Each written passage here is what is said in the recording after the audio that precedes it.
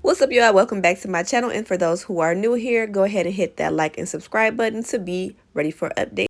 Y'all, lately I feel like I've been doing so many different designs, and I really got challenged to do a scarecrow nail, and I didn't think I could pull it off, but I did. So my client really wanted me to do a scarecrow nail for her next set, and this is my practice set. I'm going to show you guys how I did it. Okay, so starting off, I have a plain base nail, and what I did was went ahead and added my matte top coat on the nail. When I tell you guys, your matte top coat is going to be your best friend when you're doing any design.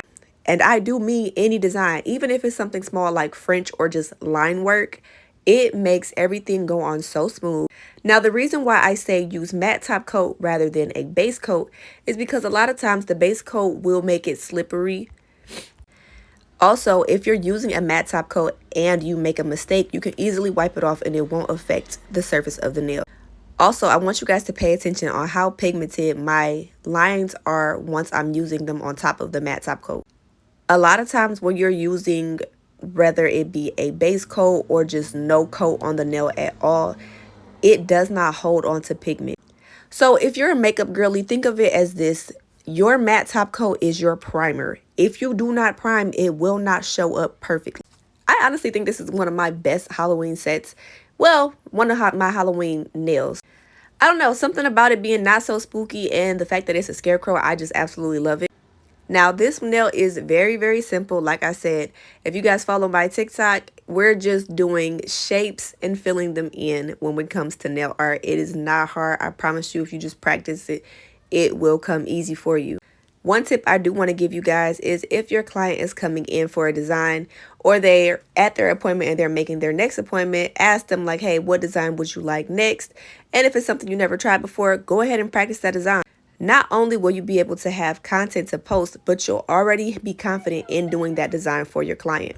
Never be afraid to tell a client you're not able to do that design. Always let them know like, hey, I'm not sure I can do that right now, but at your next appointment, give me some time. I'll be able to practice it before you come, and I'll be able to give you exactly what you want. Anytime I've told my clients that, they have always appreciated my honesty, for one. For two, they came back to see how that design would come out. And they always appreciated the fact that I was able to try and put forth the effort. A lot of times in the beauty industry, we don't have the effort. So one thing that can make you stay out is showing that you have effort for your clients. Never be afraid to show them like, hey, this is what I'm thinking about doing. This is what I want to do for you. I can't do it right now, but I definitely got you next time if you just stick with me. Y'all, please bear with me. I sound like I'm out of breath because I am in my third trimester. I am 7 months currently. And when I tell y'all I am running out of breath as I just move around, it is not fun at all whatsoever. Anyway, back to the design. You always want to make sure that you are completely coating that design prior to doing your outlines. Anytime that you are doing an outline, it's okay to go back on top of it just to make the lines a little bit darker. I always do because we don't want our designs looking thin or opaque. You always want to make sure you're giving your clients a quality definition when it comes to their nail art. And I get that some nail art is harder than others, but it's okay to take your time. Clients are willing to sit and wait for what they paid for. If you have a client who's getting detailed nail art, they understand that it is going to take some time. Now, this specific design that I'm doing right now won't take too long. So if you guys are mimicking this scarecrow, or like if it's something simple like hearts or maybe some lines, it shouldn't take longer than I'd say probably like 10-15 minutes. But when it comes to like full character blown art, the client will understand like, hey, I might be here for a while because they want their nails to come out exactly how the picture looks. They want it to look good. And since we're going into the Halloween season, a lot of clients are going to want like spiders, boogeyman. They want Nightmare Before Christmas. They want the details. They want Coraline. They want it to look how they want it to look. They want it to be recognizable to the other people that they are showing. And I've been seeing a lot of talk about how this is a slow season for a lot of nail techs. What are you guys doing to combat that slow season? I know some people are saying they don't want to run specials anymore. They don't want to discount services, but let's be real. Christmas is coming up. New Year's is coming up. Sometimes it's okay to add a discount on if you are having a little bit of a slow season. One thing I do want you guys to understand is consistency is key. You have to be consistent and you have to find what works for you. Because if you are just sitting here and hoping clients to come consistently to you, but you're not posting consistently, you're not talking consistently, you're not showing them, hey, you need this done every 3 weeks, every month. If you're not showing them a reason why they need to come back to you, then you're going to have a slow season. A lot of service providers don't have slow seasons, and that's not abnormal either. They found a way to make it work for them because let's be real.